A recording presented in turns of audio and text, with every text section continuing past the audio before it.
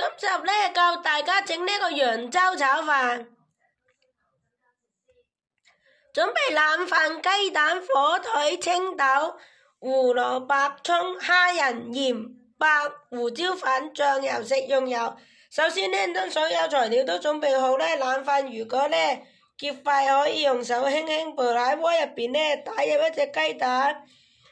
咁呢快速攪啦成炒蛋，然後之後拎出備用鍋中加一啲油啦，將火腿丁、蝦仁、胡蘿蔔丁同埋青豆放入鍋中炒至變色，將冷飯加入鍋入邊翻炒均勻，確保米飯同其他材料充分混合，加入炒蛋啦，撒上鹽、白胡椒粉同埋醬油，翻炒均勻。最後加入葱花啦，跟住呢快速翻炒幾下即可以取出喺鍋入邊。